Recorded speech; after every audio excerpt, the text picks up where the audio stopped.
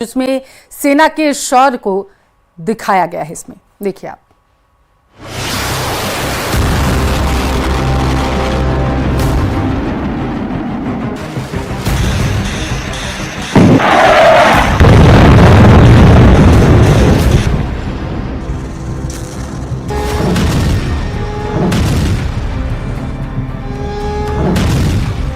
Operation सिंदूर का सबसे नया वीडियो।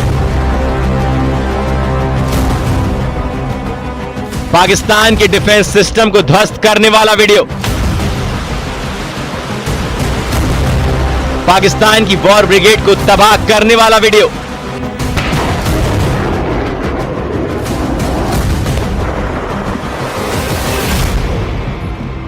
यह वीडियो देखकर दुश्मन का कलेजा कांप उठेगा।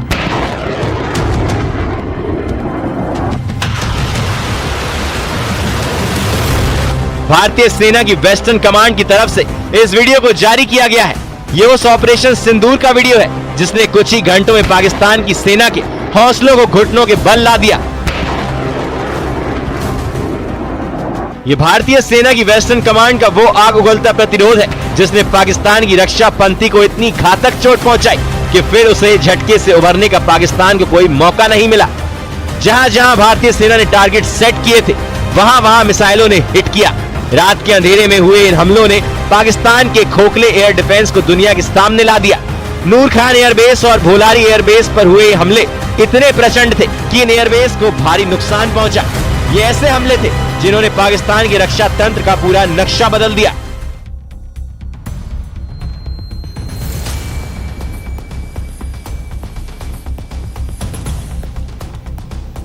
From the ground, we protected the sky. Western command की तरफ से जारी इस वीडियो का यही सार है। जमीन पर बिछे अभूतपूर्व चक्रव्यूह ने पाकिस्तान की तरफ से आने वाले हर रॉकेट, हर मिसाइल, हर ड्रोन को बीच रास्ते में ही धराशायी कर दिया। इस वीडियो में नजर आ रहा ये A100 है, medium range air defence system. चीन में बना एक मल्टीपल रॉकेट लॉन्चर और पाकिस्तान की शाहीन मिसाइल, जिन्हें भारतीय सेना ने अपने एयर डिफेंस सिस्टम S-400 से इंटरसेप्ट किया और चीन में बनी मिसाइलें और तुर्की में बने ड्रोन को टारगेट तक पहुंचाने से पहले ही हवा में उड़ा डाला। ऑपरेशन सिंदूर में भारतीय सशस्त्र बलों के शौर्य को दिखाते इस वीडियो में बताया गया है कि कैसे भारत के हर एक नागरिक की रक्षा और उनकी सुकून भरी नींद के लिए भारतीय सेना हर पल जगी हुई और जागरूक है। इस वीडियो के जरिए बताया गया है कि दुश्मन चाहे किसी भी देश की अत्याधुनिक वॉर मशीनरी को इस्तेमाल कर ले, भारतीय सेना के सामने उसकी कड़ी परीक्षा होगी। ऐसी परीक्षा जिसे पार करने के लिए भारत की लगातार बढ़ती सैन्य शक्ति के प्रहार का सामना करना होगा। ये वीडियो संदेश है कि दुश्मन चाहे कितनी भी नापाक साजिश कर ले, कितना भी दुस्साहस करने की कोशिश कर ले, उसे हर बार मुंह की खानी पड़ेगी और हर बार पिटकर ही जाना होगा। Bureau report, news 18। ऑपरेशन सिंदूर देश के नेशनल सिक्योरिटी एडवाइजर यानी कि NSA अजीत डोभाल की रणनीति के मुताबिक ही अपने अंजाम तक पहुंचा है। यानी इस ऑपरेशन की सारी स्ट्रेटजी अजीत डोभाल ने बनाई थी। ये इतना टॉप सीक्रेट ऑपरेशन था कि आखिरी मिनट तक टारगेट्स की जानकारी सिर्फ अजीत डोभाल को ही दी गई थी। समझिए आप।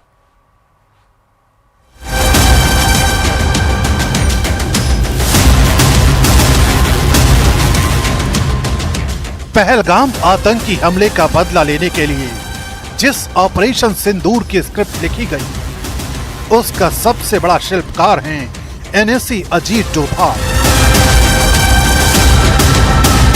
न्यूज़ 18 इंडिया के हाथ लगी मेगा एक्सक्लूसिव जानकारी के मुताबिक ऑपरेशन सिंदूर से जुड़े सारे टारगेट्स की जानकारी बेहद सीक्रेट थी। टारगेट्स की सारी जानकारी सिर्फ और सिर्फ देश के राष्ट्रीय सुरक्षा सलाहकार अजीत डोभाल के पास। ये अजीत डोभाल की ही रणनीति थी कि डिफेंसिव और ऑफेंसिव दोनों पर बराबर काम किया गया। यानी ये तय किया गया कि अगर हमला किया गया तो जवाब देने की रणनीति क्या होगी। सूत्र बताते हैं कि ऑपरेशन सिंदूर के आखिरी वक्त तक किन टारगेट्स को हिट करना है ये जानकारी सिर्फ अजीत डोभाल के पास थी। उन्होंने कई टारगेट्स की लिस्ट बनाई थी जिन्हें सुरक्षा बल के साथ साझा किया गया था, लेकिन हाई लेवल गोपनीयता बनाए रखने के लिए 2 घंटे पहले लक्ष्यों को बदल दिया गया। यानी अजीत डोभाल के अलावा कोई नहीं जानता था कि 6 से 7 मई की रात भारतीय सेना पाकिस्तान में किन टारगेट्स को हिट करने वाली है।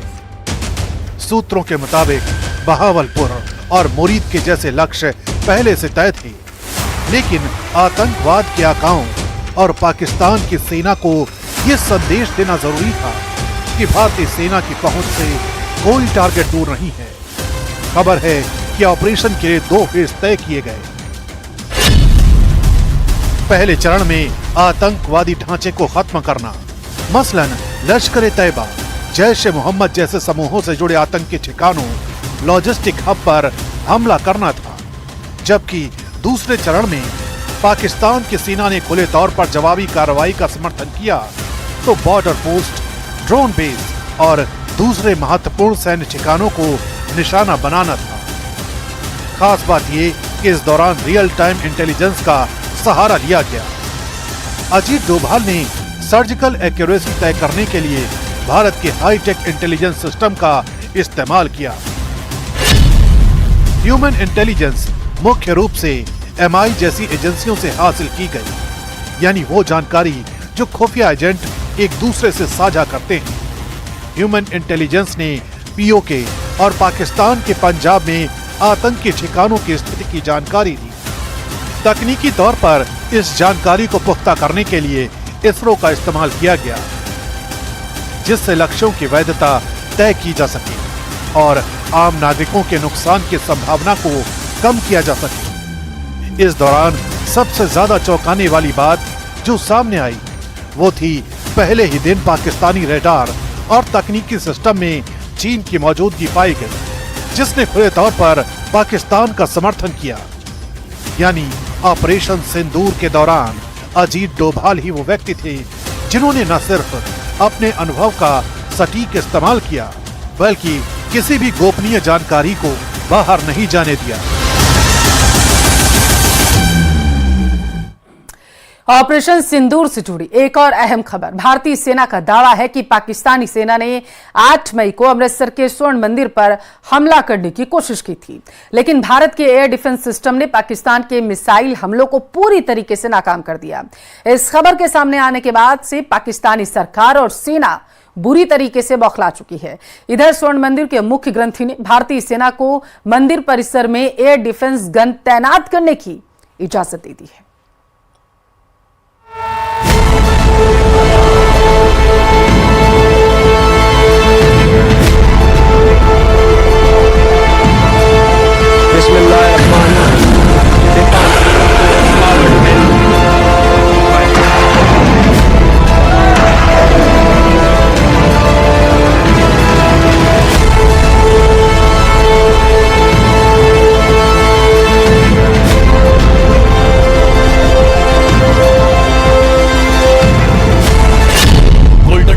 पर हमला नाकाम, धुआं धुआं पाकिस्तानी मिसाइलें।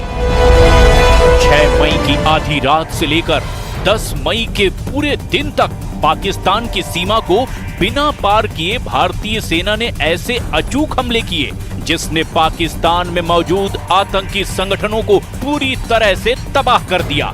लेकिन अब भारतीय सेना ने ऐसा दावा किया है जिससे पता चलता है कि 22 अप्रैल को पहलगाम में पाकिस्तानी आतंकियों का हमला और बाद में पाकिस्तानी सेना का भारतीय शहरों पर हमले की कोशिश एक बहुत बड़ी और घिनौनी खूनी साजिश थी। पता चला है कि पाकिस्तानी सेना ने अमृतसर में स्वर्ण मंदिर पर बहुत बड़ा मिसाइल और ड्रोन हमला किया था, जिसे भारतीय सेना ने पूरी तरह से नाकाम कर दिया। भारतीय सेना का दावा है कि 8 मई को पाकिस्तानी सेना ने गोल्डन टेम्पल को टारगेट करके मिसाइलें दागी थी, जिसे भारतीय सेना के अचूक एयर डिफेंस सिस्टम ने पूरी तरह से तबाह कर डाला। पाकिस्तान भारत के सबसे पवित्र धार्मिक स्थल और सिखों के सबसे पवित्र तीर्थ स्थलों में से एक अमृतसर के गोल्डन टेम्पल पर हमला क्यों करना चाहता था, उसे जानकर आप हैरत में पड़ जाएंगे। चीन और तुर्की के मिसाइल और ड्रोन के दम पर पाकिस्तान ने 8 मई को घिनौनी साजिश की थी। उसकी एक एक परत भारतीय सेना और खुफिया एजेंसियों ने अब खोल कर रख दी है।